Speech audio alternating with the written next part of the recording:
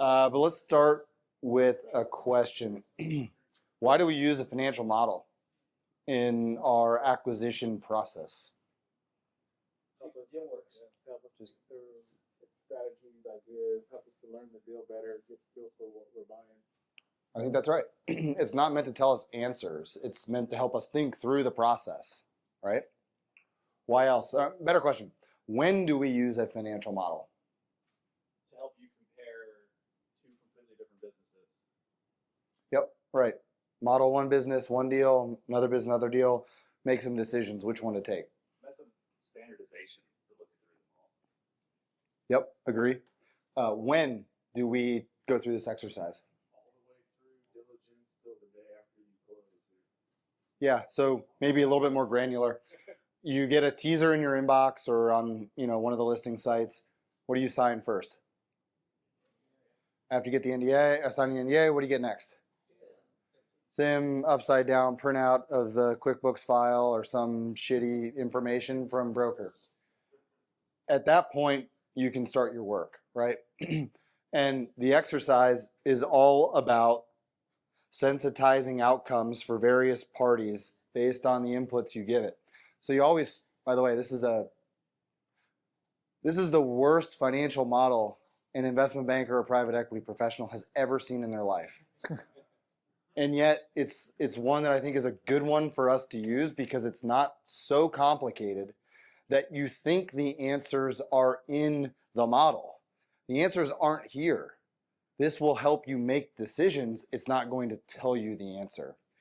For that reason, it's simple, it's useful, but we always start with the P&L. You don't start with the actual model tab. You start with the P&L. So what do? We generally, I'm going to skip this part, or I'm going to go quickly through this part. You basically take the inputs that the seller and the broker give you. Historically, they'll give you 1 to 3 years of P&L, right? So you pretty much take the P&L and you put it in here. In our tool, any blue cell is a hard input. You're going to change that number if it's a blue text. Anything in orange is a number that gets used in another tab. Anything in black is a formula, so don't touch that. That'll get done for you.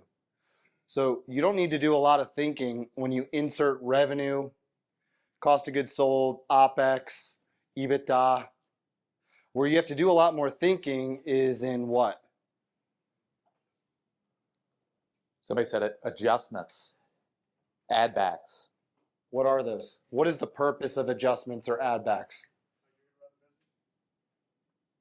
It is an attempt to take the seller's P&L and adjust it to represent the revenue, costs, and earnings that you will generate from the same business. So we generally are going to add back things like a seller's salary, other compensation or benefits, private jets. That's easy. But what do we do with a marketing program, $25K paid to a web dev agency for a marketing program that didn't work? Do we add that back? You're not going to have that again, right? Because but we don't need it. The idea is there's a lot of gray here. There are a lot of adjustments that the broker or the seller want you to add back that are judgment calls. And why is this so dangerous for us? These adjustments that increase profitability, why is it so dangerous to accept those adjustments? Correct. You're paying 4 or 5 times earnings for a business.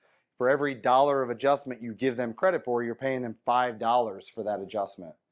So a big red flag is always if you go to the tax return and see $0 of net income, $1 million of EBITDA, and all of the EBITDA is in adjustments, that's a much harder deal to get done. It's a much harder deal to get through credit.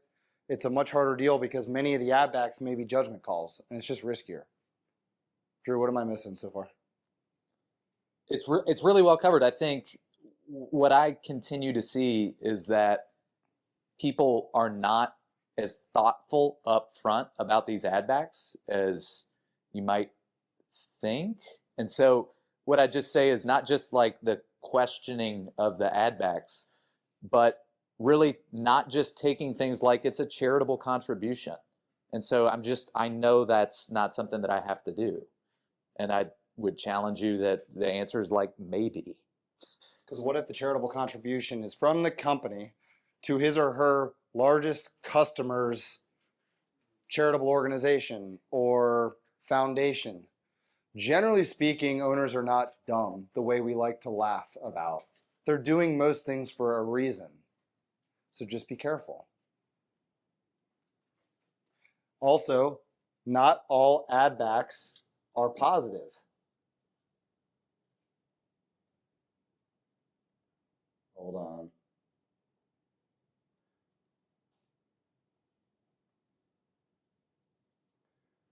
So oftentimes, has anybody ever bid on a business where the seller owns the real estate and the operating company? Right. Is there generally a fair market rent payment getting paid from seller opco to seller real estate co? Why not? Sales tax. There's like a toll booth on that payment.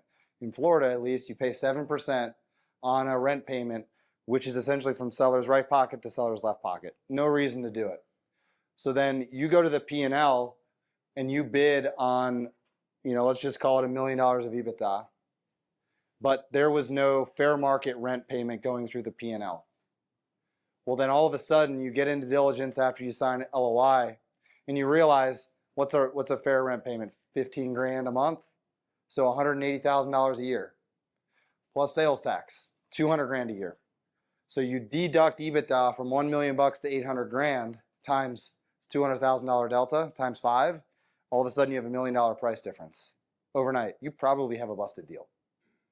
Happens all the time.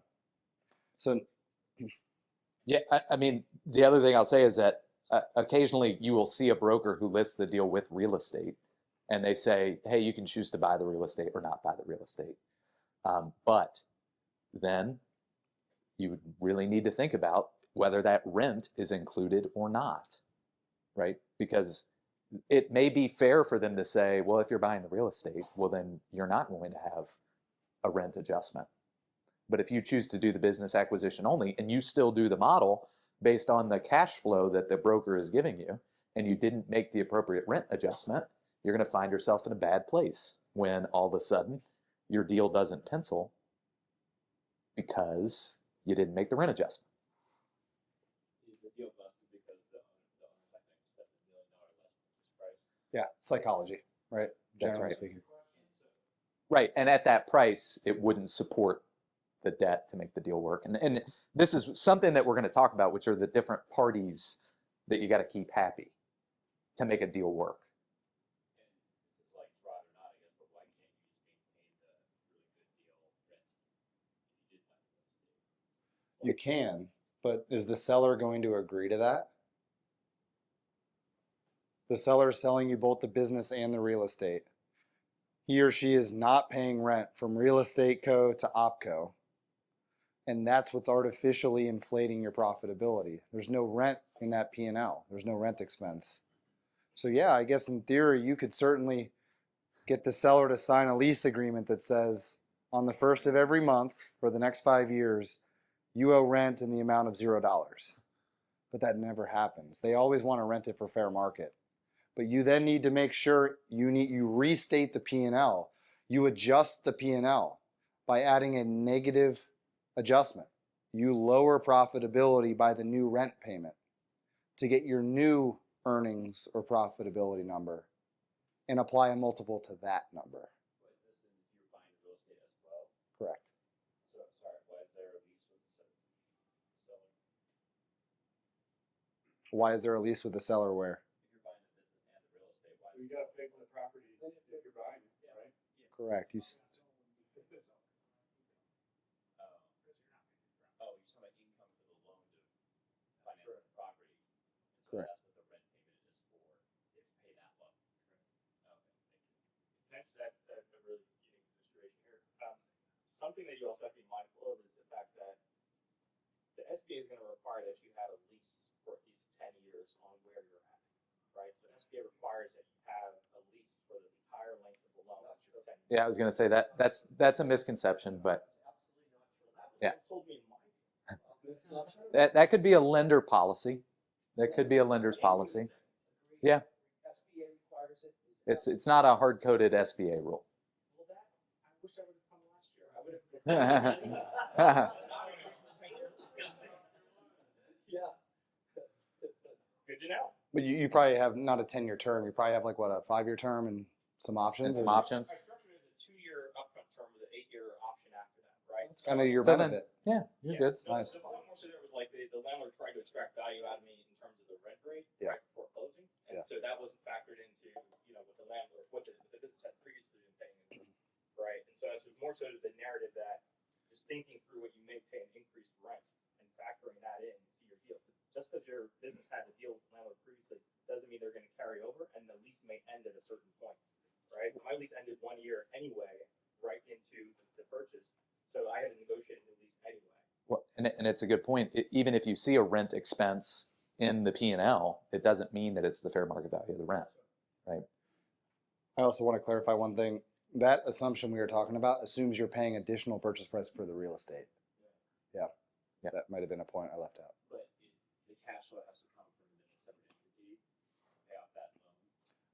I don't actually think you have to separate the real estate into a real estate co. I don't know that answer. You don't have to. I mean, That's the fund that's Correct.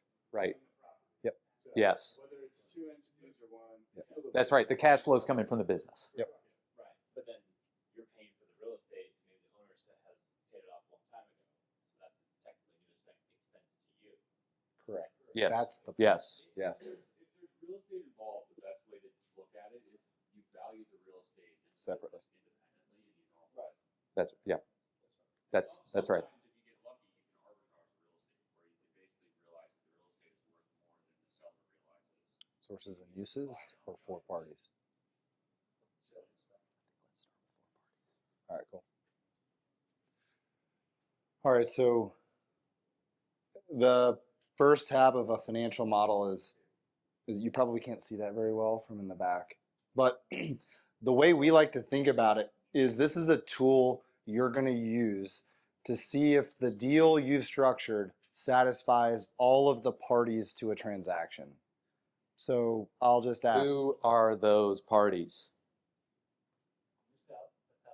yourself, the buyer. the That's searcher. one. That's one. Your lender, 2.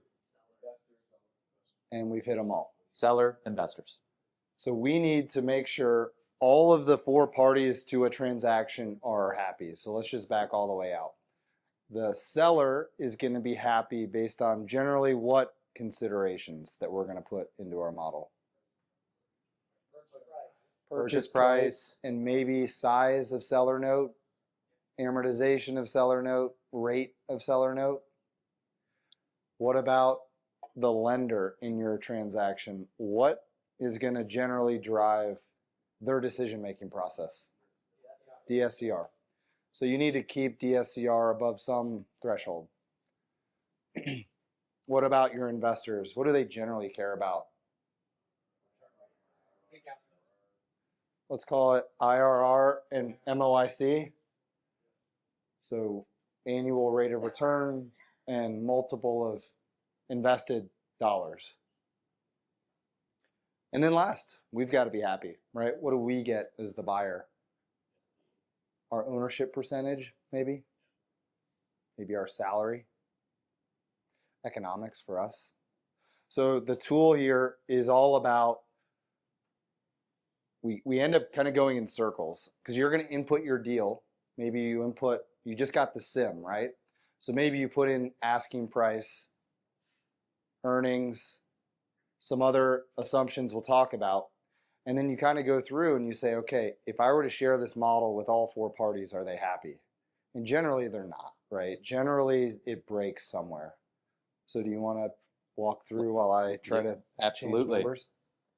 So one of the things that you will see when you review a sim is that there is sometimes an asking price. Anybody seen deals where there's not an asking price? Okay. So it's much easier if you've got an asking price because you'll know, let's plug in that number and see what works, right? So if our asking price here is $5 million, okay. Now the rest, you're going to have some discretion, right? Which is how much of this is seller note? How much equity am I going to plan to put in the deal? Who knows the SBA minimum? What percentage? 10%, right? 10%.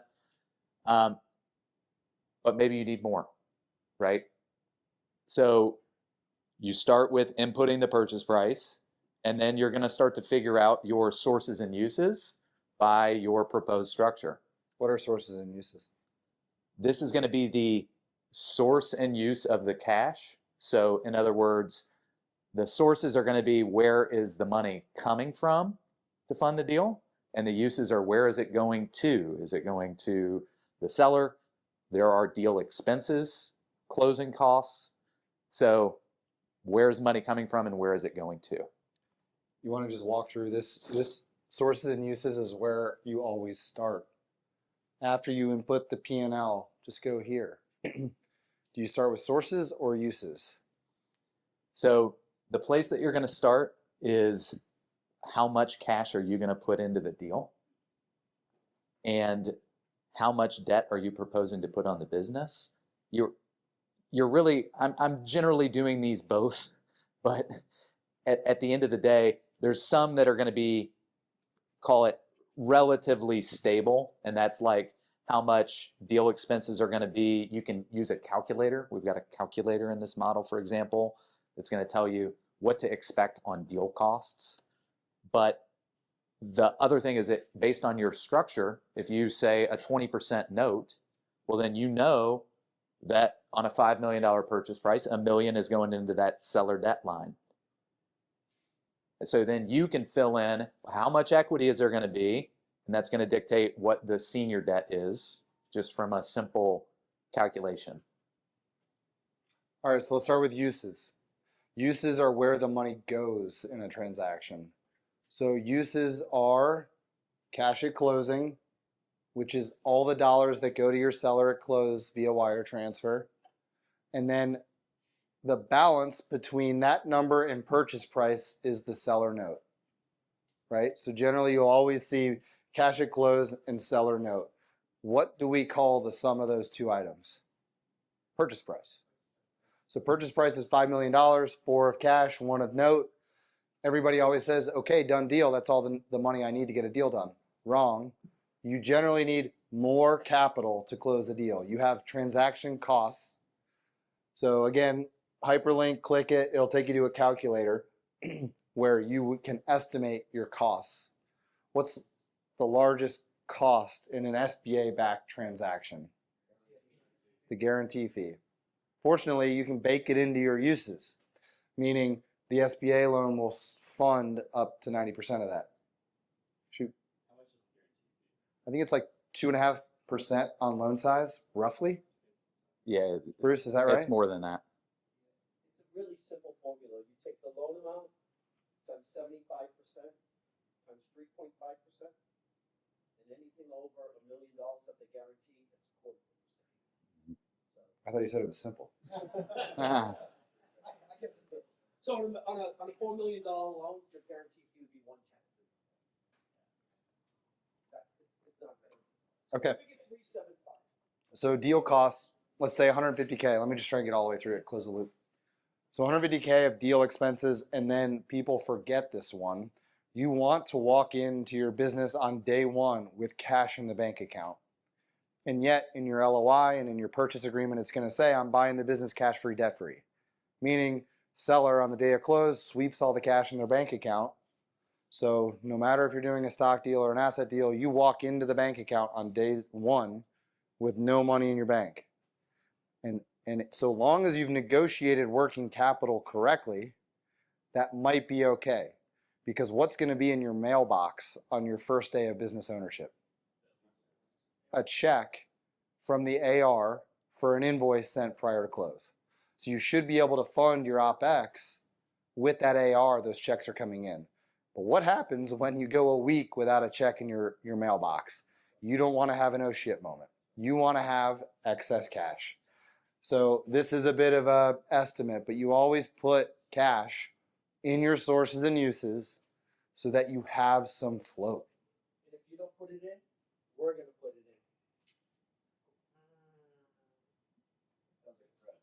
in. Oh, I'm going to Right, grab a yeah. drink of a beer. So what is the total of all those items called? Project cost, like very typical SBA term. So the total of your uses, purchase price, plus your expenses, plus your excess cash, project cost. That's actually the number that the SBA uses to calculate like the max they'll fund or the minimum equity injection. So then if your project cost is this, how much total sources do you have to match with it? The same amount, like it's a balance sheet, got to balance, otherwise you're short. So this is where you start. The seller note is on both sides. It's both a source and a use. And then generally the rest is fairly easy. It's a combination of equity from you and or investors plus your senior SBA debt. And so what you're really doing, again, blue are the inputs. So long as you've filled out the assumptions in our model, everything else will fill itself out. Have we covered that well enough? Okay, so we haven't actually gotten to whether or not any of the parties to your deal are happy yet. This is just inputs. And the seller equity, searcher equity is what's put in, not your equity in the business. Correct. So these are dollars that you and your investors put in. How much you each own, we put over here in terms of equity percentage. And remember, if we've heard of that phrase, step up, it's a framework a lot of people use to dictate how much of the overall pie you own versus investor one, investor two. And it does not in any way have to be pro rata with the dollars you put in. In fact, that doesn't work here, right? Because in a normal business or in the public equity markets, you put in $1, you get pro rata ownership relative to your equity injection. Here, if we're the searcher, we're offering so much more value than just the dollar we put in. What value are you offering? Well, before that, you found the deal. You took the risk to find it. You signed it up. You diligenced it. You raised the money. You closed it. You signed the PG. You're running the business, so you need some sweat equity.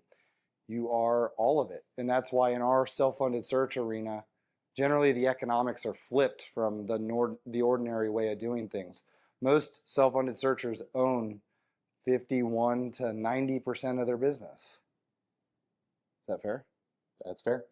And yet they're doing that by putting in way less than 51 to 90% of the equity injection.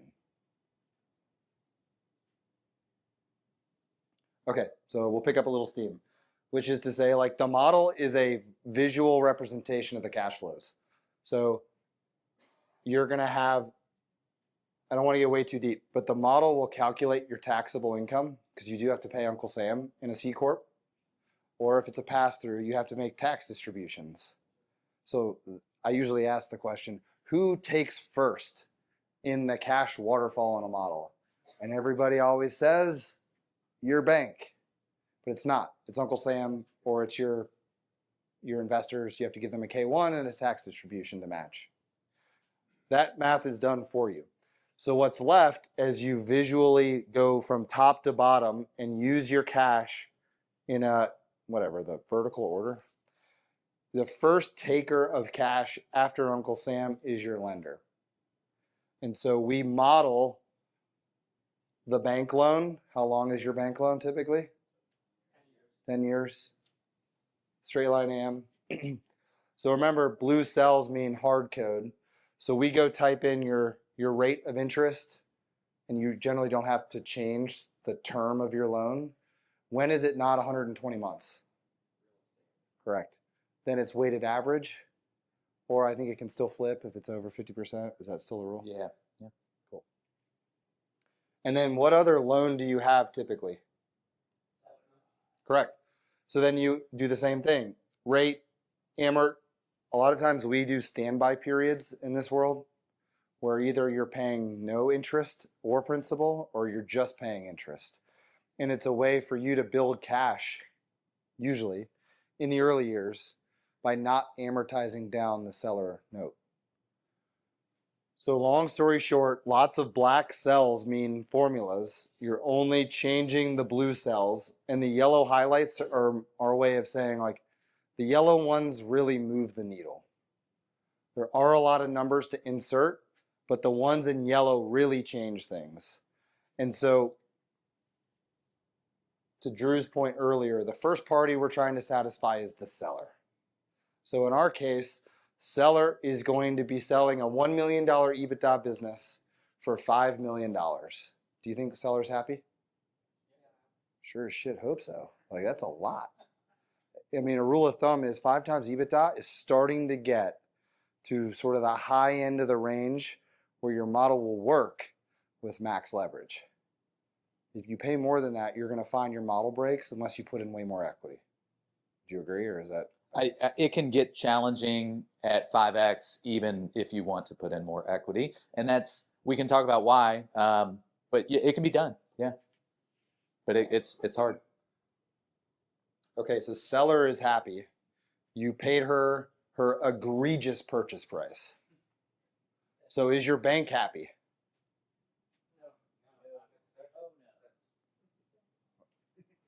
Why? So in our case, blue cell, blue text means we're going to hard code. Which SBA lenders are here? What's your like minimum DSCR threshold? 135. Blessing? Hey, blessing. 1 3 1 2 5. Come on, race 1, to the 3, bottom. 5. What's the SBA minimum? 115. So what does DSCR mean? I know that, but like, what does it mean? How much your monthly cash flow can cover your debt payment as Yes, except it's not monthly. So it's calculated, I think, annually. Correct. And so, but that is kind of, you skipped a step. Everybody looks, when they've never bought a small business, they think that if they're doing $1.2 million of EBITDA a year, $100,000 of cash profit shows up in their bank account every month, right? That just kind of makes sense. And yet it doesn't work that way. Cash flow goes like this. You fast pay vendors and your customers slow pay you, you got no cash. And then the next month, all your customers pay you. You were scared, so you didn't pay any vendors. You have all the cash. And so DSCR is a way of representing how much more cash profit or earnings do you have above divided by your annual P&I payment obligations. And so a lender doesn't want to fund you if it's too tight. They want you to be able to, they want your business's profit to be able to drop and still be able to make the payment. But you can imagine if the minimum is 1.15, that they will close on a loan where you have $1.15 million of cash EBITDA and P&I payments of $1 million a year. That is not a lot of breathing room. So maybe that's a question for you guys. Would you buy a business with a DSCR of 1.15? I mean, I think many of us have been there where 2 trucks break down and your cash is gone. 2 of your key leaders get frustrated that they didn't know about the sale and they come to renegotiate comp right after close. Your DSCR is vaporized. So that is all about a margin of safety. And so just to get back to the punchline, your lender's only happy if your DSCR is above a minimum. So there are many ways to make your lender or the DSCR look better. Let's talk about a few. One of them is to find a lender, and to be clear, the model will tell you, like the oh no is just a funny way. It's a formula that whenever your DSCR actual calc falls below the inserted threshold, it says oh no. But there are many ways to make it work. So let's talk about them. Because this is, right now, this is the hardest part. so many of our searchers find that this is where their deal dies, because the thought process is, okay, $5 million purchase price on $1 million of EBITDA, my seller is happy. But one way to always make your deal better is to lower your price. How many sellers out there are lowering their price right now? It's a great way to kill a deal. In many ways, it's the best move to make is to lower your price. But let's assume that can't happen. Another way to win would be go find a lender that has a lower DSCR threshold, right? If you have a lender with a 1.5 minimum, you're by definition going to have a harder time staying above that threshold. But another one is, and I think this is lender by lender, depending on how you structure the seller note, you may or may not have to include the seller note P&I payments in the denominator of your DSCR calc. Yeah, so what I'll say is that if you're familiar with standby notes and it's on standby for 2 years and you have a no balloon payment, which is a requirement to count a seller note as equity, then you may be able to exclude it from the debt service coverage ratio analysis. In other words, have the seller note not count as debt, it really counts as equity and gives you a little more breathing room on the structure.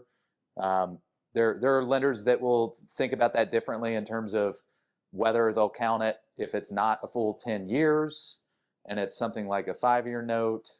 But for the most part, what we tend to see is the 2-year standby, 8-year term with no balloon, and then it will count as equity under SBA rules.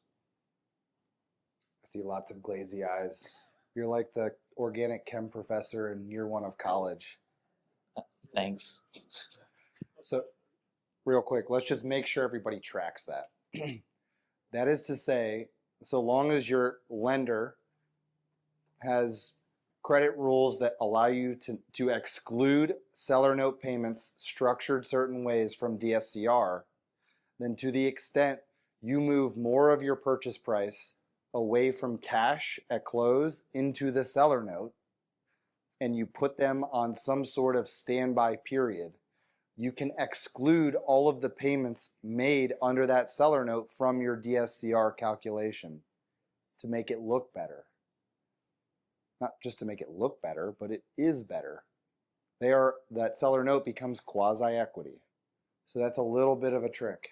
Okay. Is that just a question that you just ask your lender, like, Yep. straight up? Okay. Is that true? Yeah, you can ask your lender, absolutely. Yeah. First conversation. I mean, the SBA has a pretty clear rule that you will treat that as equity. If it's 2 years of standby, 8 years, no balloon. Like, no, there's not a lender I'm aware of that would not count it as equity. The question is whether they then somehow account for those note payments that are going to come up in years 3, 4, 5, 6, so on. They want to make sure that there's adequate cash flow there to service the note too. So I say that because it's still got to work, but they will count it as equity. Yeah. The standby note is 2 years delayed payment start. Yeah, so you can do it either a full standby note is 2 years where there's no principal or interest payments, or so yeah, you can. It's all a negotiation with the seller, right? You can accrue interest. You choose not to, and then the partial standby is a note where you're doing interest only payments during those 2 years. But the 2 years is then you have to start paying them. That's right. After the 2 years. So what's the typical term? That's what. Sorry. Yeah. Well, all of it's a negotiation, really, with the seller.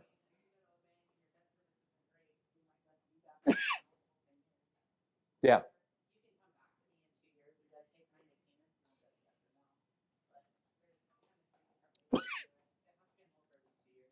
Right.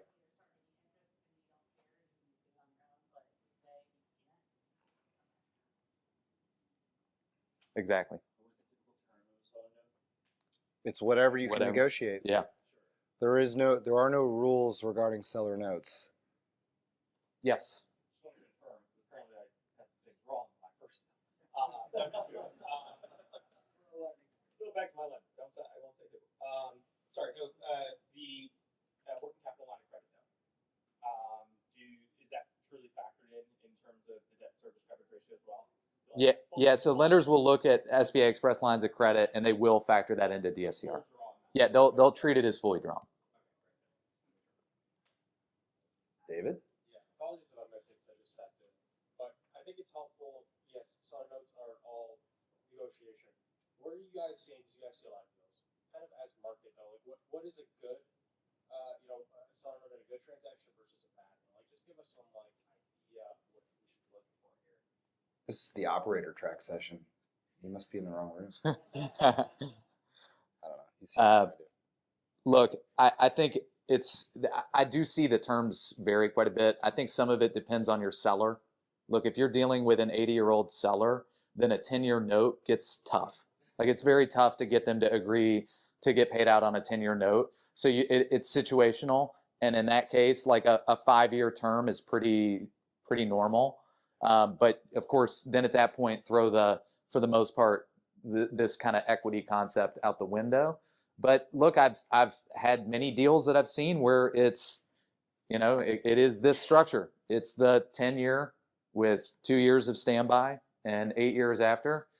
And so I see both of those. But those are the two most common I'll see is 5-year maturity and a 10-year maturity, or 10-year amortization at the least.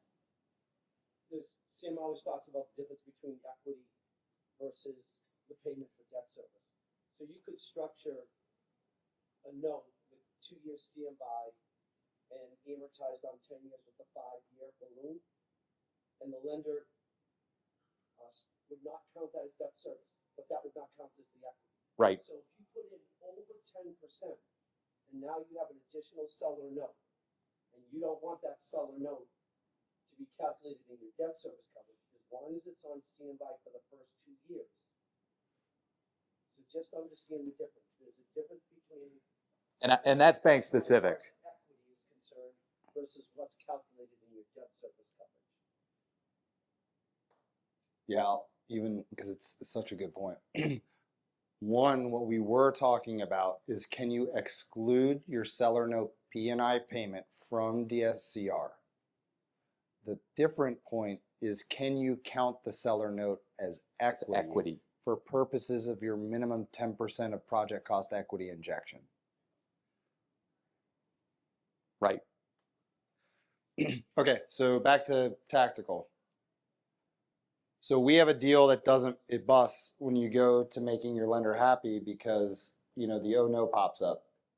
So let's try to get creative. Let's try to keep the same purchase price, but still get your lender to be happy. So let's just bear with me. Move 50% of the consideration to seller note. It's on standby for 2 years, so it's allowed to be excluded from the denominator of your DSCR calc. So that means when we show 2 DSCR calcs, you no longer need to use the second one, that is all debt. You can use the first one, which just includes the the SBA note payment. And look at that.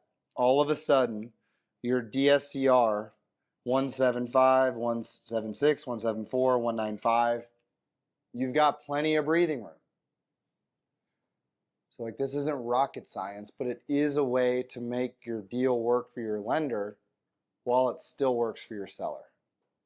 Sorry, what did you change? 50% thing? Yeah. Basically, he shifted more to the seller note. So kept the purchase price the same, moved all 50% to seller note, and then excluded the note from DSCR. Right, that sounds crazy. But there are deals where your seller won't move on purchase price, but you can convince them to hold a lot of paper. So maybe 50 sounds egregious, but this is the point of the model, by the way. Would 40 work? Yeah, 40 works. What are your comments on DSCR going below 1 35 works. in year 3? Well, and so that was my point, which is the lenders are even Like they are going to look and say, okay, is this impossible to pay in year 3? I mean, that will be a factor, right? But that's changed by another assumption in the model, which is if you put 20% growth in sales, then you won't have any issue in year 3. I don't think that's a good assumption. But the point would be that there's all these levers in the model, and this is not lenders who need to make this decision for you. It's you. You've got to believe everything that you're putting in this model. And so, yeah, if you want to make the numbers work, we can make a $10 million purchase price work, right? But the assumptions that we've got to put in to believe that are pretty wild.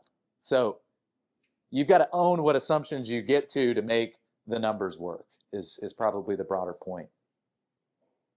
How might this model change asset sale versus stock sale? Maybe one way. Yeah. Where, well, maybe we're thinking different things. We might be. I've got something in mind. I know it would change. I'm trying to forget when I was a lawyer. The amortization of goodwill. Yeah, so I was going to say when you do an asset deal, almost by definition, you get the basis of the assets you buy marked up to fair market because you always have to do a purchase price allocation in an asset deal. So generally, buyer and seller will always agree to mark up the basis of the fixed assets up to fair market so that you, the buyer, get to depreciate those and you get to capitalize a goodwill asset to amortize. So it brings your net income way down because you get this non-cash depreciation, non-cash amortization as tax write-offs. That's always how it works in an asset deal. You always have a purchase price allocation to get you that benefit. In a stock deal, you don't unless you negotiate for it. Right. Which you can do. So a lot of the talk around the increase in, I guess, frequency of stock deals, they are generally accompanied by either a 338H10 election or an F reorganization with an election to treat that deal for tax purposes as an asset deal, which lets you then still get the benefit of that goodwill write-off reduction in net income that doesn't then impact your purchase price. But if you don't get that, that's going to change potentially how much net income you have and then the taxable impact, which impacts cash flow. And this is why you hire a lawyer who knows deals. You guys teach your students to model in a J curve, and if so, like approximately what percentage and or what common expenses model it? I mean, do you want to explain what a J curve is?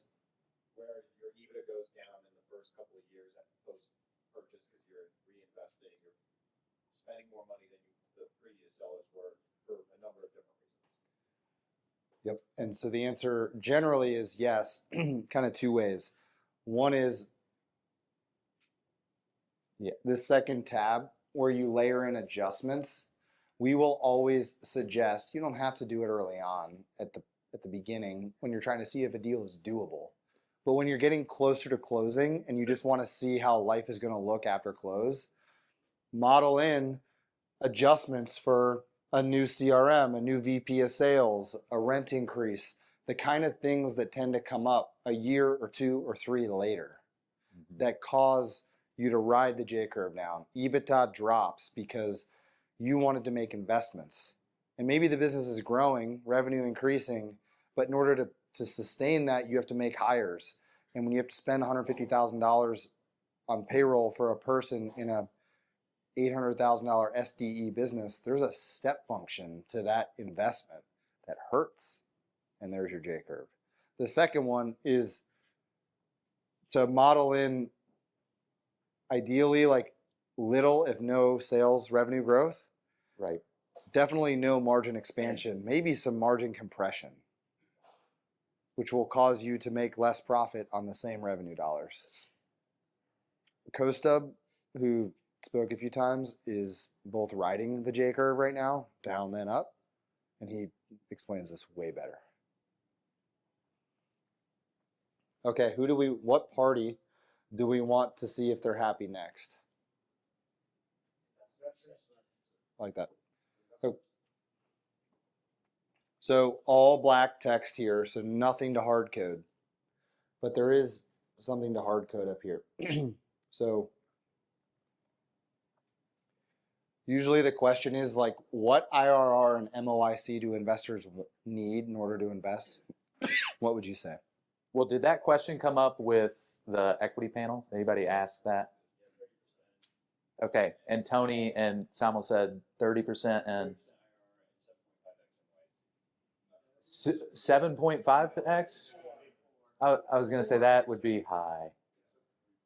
3.5. Okay, that sounds right. Like 7.5 is a bit aggressive. Okay, there you go. Take it. So now you've got over here, right, a negative 3.8% and a 0.7 MOIC.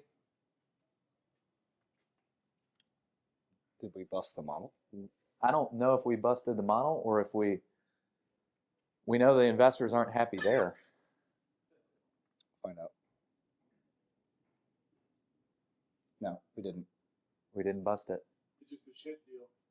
Okay. That's why. It's because we were with negative cash flow. When you pay that much and your debt service on that much at purchase price, Right. you don't have enough cash. Your equity is losing money. Yeah. Okay, so your equity, it's all modeled out to the bottom. But the big decisions to make for equity investors are first is how much equity are you going to put in? The rule is 10% minimum. What actually creates better returns for your investors? Putting in more or less equity? So that's the odd part, is the more equity you put in, the better the deal looks for the bank. The DSCR will improve because your numerator, EBITDA, doesn't change. Your denominator, principal plus interest, goes because you have less bank loan because you have more equity. So by putting more equity dollars in, it is one way to make the DSCR look better. So it is, besides lowering the purchase price, the second no-brainer way to make your deal look better and be better. Put more equity in. The problem is, the more equity you put in, The lower the IRR. the lower the all else being equal MOIC. But maybe most importantly, why are we all doing this? Why are we searchers doing this? To own a majority of the percentage of the business that we're talking about. And the more dollars investors put in, the less you're going to own. Do you want to walk through step up right now? You got it. Okay. So it's not a great framework because there are a lot of really smart people that say it just doesn't make any sense. But the step up is really just a way, a mechanism for allocating percentage between you and me. You're the investor and I'm the searcher. And we're going to put in collectively $500,000 of equity. This is just an example. So you're the investor, you're going to put in all 500 just to keep it really clean, and I'm going to put in no dollars as the searcher. If we didn't have this inverse concept where searchers get to own a majority for putting in very little cash, it really wouldn't make sense. Because in the situation where I put in none, you put in 500, how much should you own normally? All of it, right? If you put in all of the equity injection, I put in none of the equity injection, I own none, you own all. That doesn't work. And there are lots of deals that get done where the investors put in all of the equity dollars, the searcher puts in none of the equity dollars, and the searcher owns more than 50%. So clearly something's going on there, right? Right. So one of the best, or the way we like to describe it, because at least it works, is let's try to find a rule of thumb that shows us how much you and I will each own based on relative equity injection amounts. So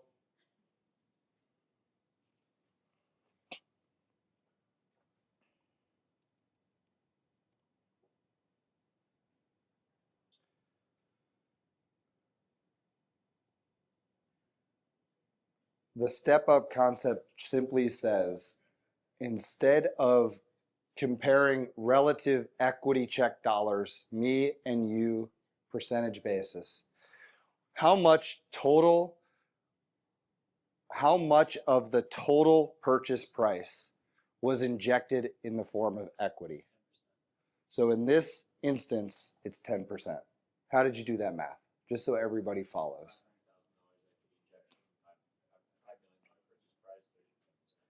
Yeah, or I changed the numbers on you. 300 of equity, $3 million purchase price.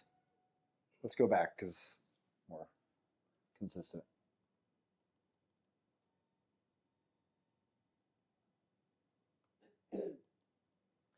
Everybody follow? $500,000 of equity injection, $5 million purchase price, 10% of the purchase price was put in the form of equity.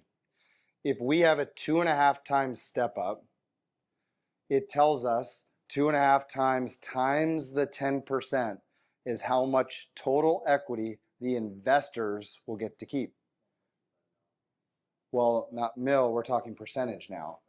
So 2.5 times the 10%, 22.5%, 25%. 25%. Is that what it is? Yeah, I mean, you're slightly under 10%, which is why it's not fully getting there, because the percentage is based on the total project costs. That's right. So we should be at 530 if we wanted to be exactly 10%. So we're technically it's like 9%. Yeah. Yeah. And so then usually the next question is, what is the normal range of step ups? Because a higher step up is to the benefit of who? Investors. You're giving them more percentage ownership points for every dollar they put in. And I would say 1.5 is probably the low end of the step up that we see. 3 is probably at the high end. So what is this really saying? It's saying in a world where $500,000 of equity is put in by investors with a 2.5 times step up, the investor group is going to own 24% of the business. Who owns the rest? You. That's really what we're working for. And so this sort of solves two things. It solves, and to be clear, the investors generally don't ask, how much do I get to own? That's not really a question. The question is, what is the IRR and the MOIC on the piece I own? So that being the case, the last party to see if they're happy is the searcher, is you. And so are you going to be happy in a scenario where you own a $1 million EBITDA business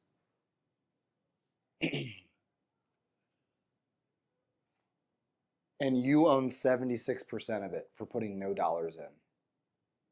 That's really good. Talk about how the investors are paid back. They pay at the end of the year, each year, for the whole period, quarterly. So I think this can change, but generally you're going to pay like, I mean, you were here were you here for the investor panel where they talked about the way the pref worked? And okay, so I mean the pref is accruing, right? So if they have a 10% pref on $1 million that they invest in a deal, then that's $100,000 for that year that you generally pay out in pref, but it's not a mandatory payment generally. So it just keeps accruing if you aren't paying it. I mean, Sam, anything to add there? Yeah, so the pref is confusing because a lot of us describe pref as like interest on investor money, but there can never be required payments on equity. Otherwise, it's just debt. Debt. So think about a preferred return or a preferred dividend as money you owe the investors when you decide to make a payment. Is that built into your model, Sam? It is. Is that included in your debt when you're looking at debt service coverage? Right. It's not. It's not. Because it's still an equity payment. And so what it does is, again, you can structure acquisitions however you want. But generally, the way we see it, especially at the law group, where there's a lot of volume, is in order for you to be paid, you're the searcher, and you're going to own 76% of this business, right? And you're going to get that in the form of common equity or sweat equity. You get that for no dollars. You're getting that for your sweat, your risk, your effort. But your investors' money comes in as preferred equity. It's a senior equity security. And what it says in a bunch of words is you have to pay your investors back both their invested dollars, in this case, $500,000, plus all accrued pref, interest on that money for as long as it's outstanding. And you can't pay yourself a distribution on your ownership interest until you have returned all of your investors' dollars and their pref back. So for the first dollar you want to distribute as a distribution, end of the year, you tally your profit, you have $200,000 that you have chosen to distribute. Your SBA lender doesn't bar you from doing that. There are no covenants related to investor distributions. So you decide, I want to pay $200,000 out to the investor group. Avoid making the mistake of assuming you're going to get 76% of that distribution. Because you're getting zero. Because you're getting none of it until you have paid $500 back plus the interest component. But there's no, like, you're not compelled to make a payment to investors. So it's not like debt where you have a payment schedule with the lender and you've got to make those payments periodically. The distributions are made, they are discretionary. The investors have time, right? They have to get paid by a certain period, by a certain time. That depends on the investor. Maybe explain the contract component to that.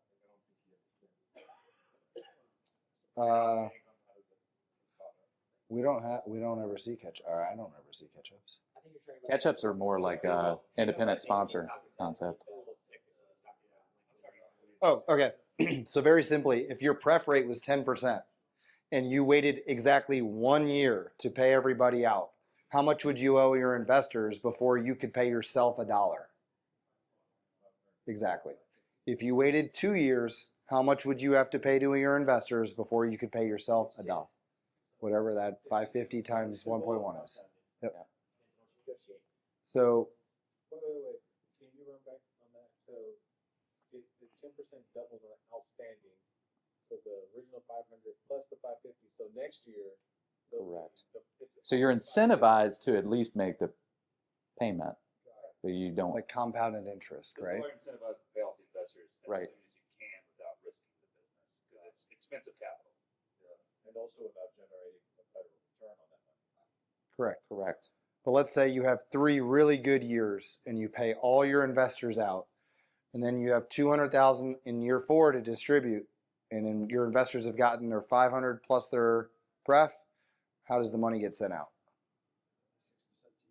Yep. 76% to you, 24% to investors.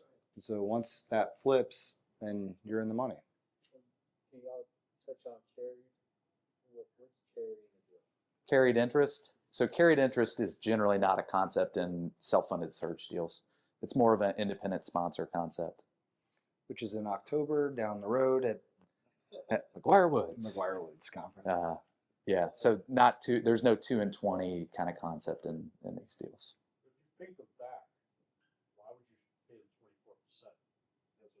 24%? That's the terms. It's a participating preferred stock instrument. So it's a. They're not a lender. They're an owner. They're an owner. Yeah, that's their. Yeah, they're just common owners from now on. They're That's equivalent right. to you. They just own that percentage. And then you can choose to buy them out if they want to. Depending on the fund, like, yeah, if they agree, Because they don't want to be bought out sometimes if you're on a growth path. yeah. Some sort of try to force that option and try to wrap it. I think we have to do the promo. Because they're buying ownership and they're taking the risk, right? Because if you take it as debt, then it's just another debt and it goes into your debt service coverage ratio. So when you do it this way, you can make it with better, but I think what they pointed out was really important, like, you don't get to take any profit from the business until you pay your investors back, and if you're not running the business well, it might not be for a while, right? So. Yeah. Get your salary. You get your salary. Exactly. Yeah. You wanna make sure you're getting a good salary in there if you're taking investors in that, so there's a lot to negotiate with your investors as well. And different people choose to do different things with their accumulated cash. Some people decide I'd rather just put it in the bank account and let it grow and have liquidity for a long time. Other people say I don't like feeling like I'm highly levered, so I'm going to pay down the bank aggressively for a couple years. Maybe a common thing is to pay the investors just like the pref, the 10% of the 500, but use the rest to pay a combination of the bank down and stash cash. You can do whatever you want. Mm-hmm. If you don't mind, can I just try to close the loop and then we can call it a day?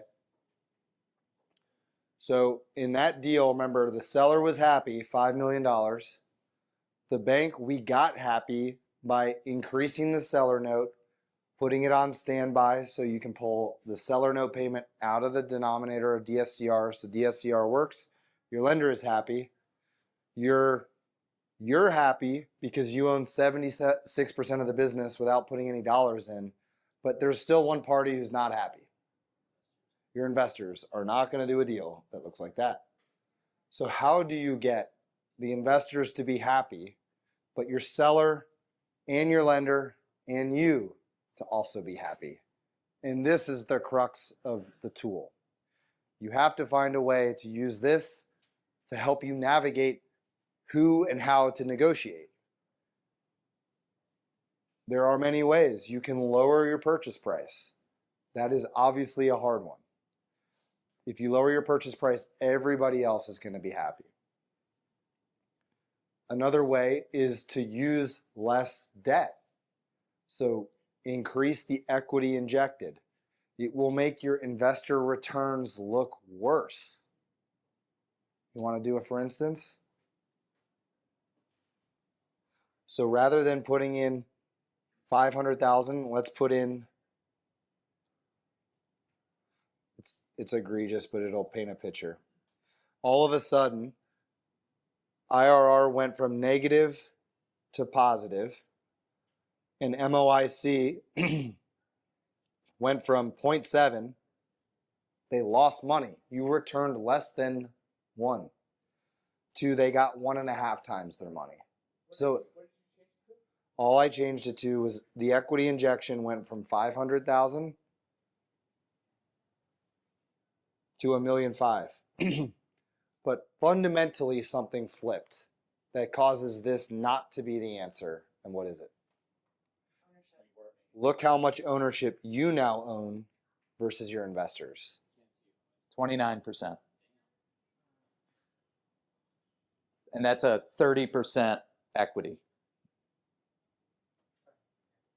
That's 29 step up. Yeah, so here there's an assumption of a 2.5 times step up.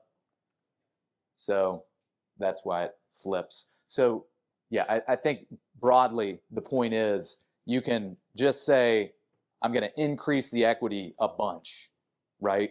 Which means I can take less debt. My debt service coverage looks good. My seller's happy. But all of a sudden I own 29% on a deal where I'm the sole person running it. I found it. I'm the personal guarantor. Am I willing to do that deal? What percentage of deals are you seeing where the searcher puts in 0 equity, or have you invested in it? Yeah, it's probably far less than the majority. Usually searchers are putting in some dollars. Market range of percentage.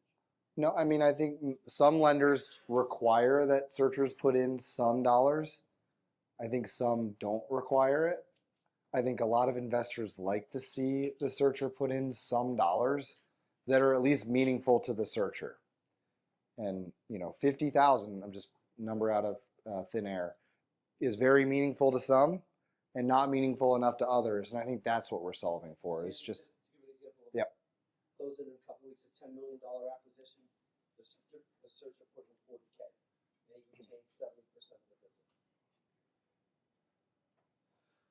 All right, so again, just there are situations that are not solvable by a model. This is one of them because the model doesn't work when you pay 5 times EBITDA. Exit it 10 times. Problem solved. Yeah. Exit at 10 times, 35% annual growth every year. You also have a pretty high bonus rate. Yes. So again, it's all levers that Pretty high, but it's not that high. That's the problem. SBA max, 300 basis points above prime. Yeah, I know, but even if you brought it down to 10%, it's not going to make that much of a difference. you'll find that the interest rate isn't going to change that much. Not from 11.5 to 10. So even in a world where you put in 30%, 28% equity to project cost, this deal is not going to work because it's not good for you and it's not good for the investors. At the end of the day, you need a purchase price decrease here. That's kind of the punchline, right? So if you were to go and you were to bring this down to $4 million,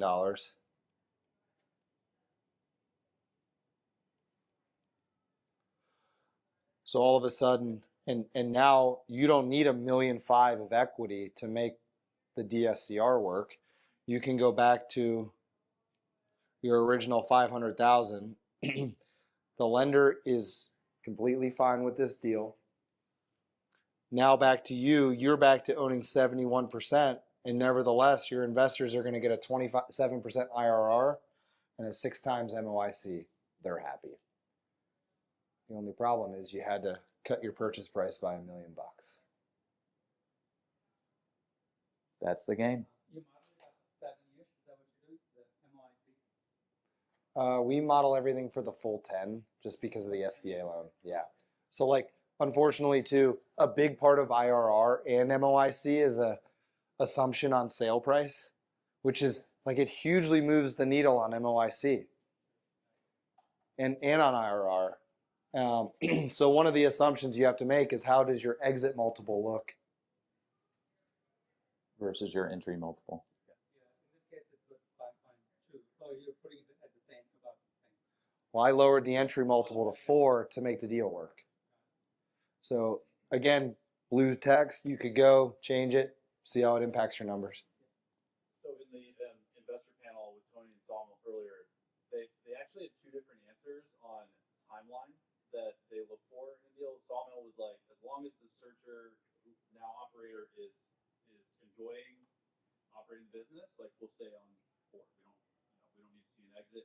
Tony said, no, we need to see 5, 7 years or something like that. So without asking that, I don't know if they're in here, but like, what is that realistic that an investor will not start to pressure you after 7 years?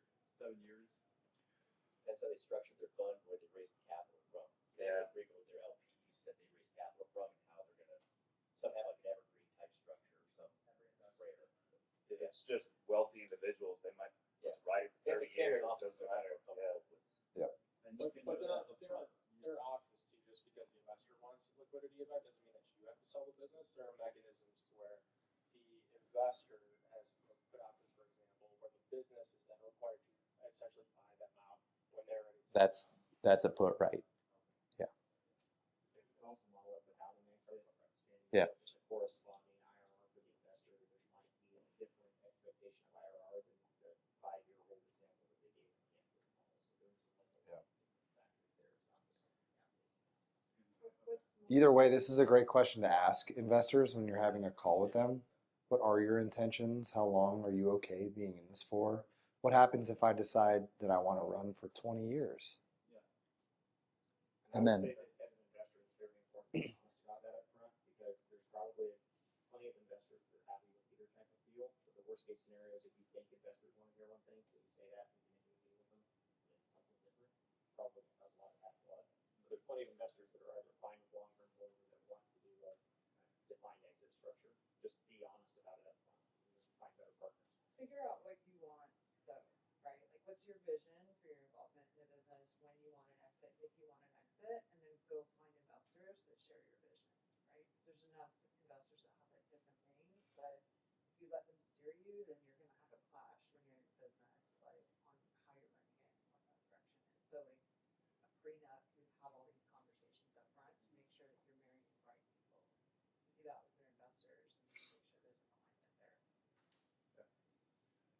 Earlier we were talking about salary, and it's built into your model, but is that done typically as a function of something else to figure out what your salary would be, or how are we assessing that? Because I think it's important in the conversation about, like, you're probably not going to get a piece of profit for some period of time because you've got this rent that you're paying out. So how do you come up with a fair salary in this kind of situation? Well, like most of the economics in the deal, you negotiate them with your investors. Generally, you propose the economics to your investors.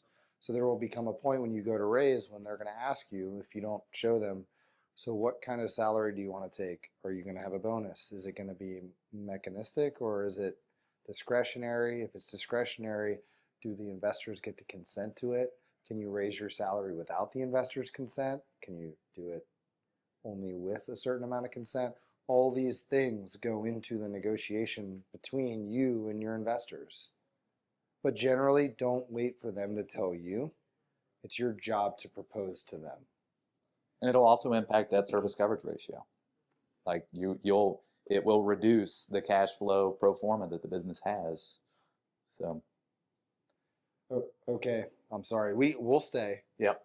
But I think we're holding all of us between this session and the open bar. So So yeah, we'll probably let me take a moment and just plug for a moment SM Bootcamp.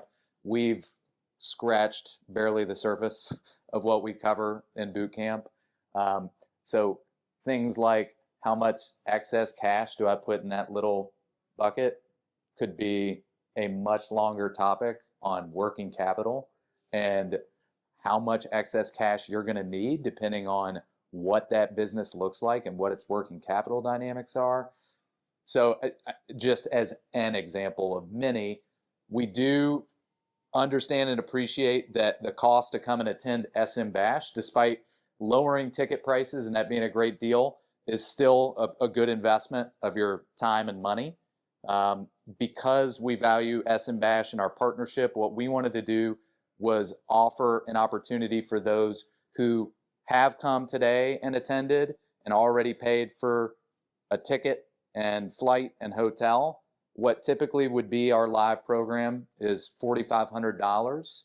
We'd go ahead and take the ticket price that you paid here, the $2,000 for SMBash, take it right off the tuition for SM Bootcamp, so that if you did decide, hey, I'd like to go into the deeper dive, I'd like to spend those 3 days really understanding all the other topics in depth, we can cover those and do it with an acknowledgement that you've already invested your time and money here. Let's give you a good discount on being able to attend our April cohort for $2,500. That's not something that we'll do again, but just wanted to do that for SMBash attendees. So if you're interested in that, just let us know, no pressure, but that's something that we did want to offer up. And the April cohort is April 30th through May 2nd. So We're lucky. We've seen a lot of people come through. We have over 300 alumni now. So a lot of people have come through, and we sort of craft our entire curriculum around all of the pain that you guys go through trying to source, diligence, close, and get a deal all the way done. So anyway, that's it for the preaching. We'll call it a day and a conference. Thanks for coming, guys. thank you.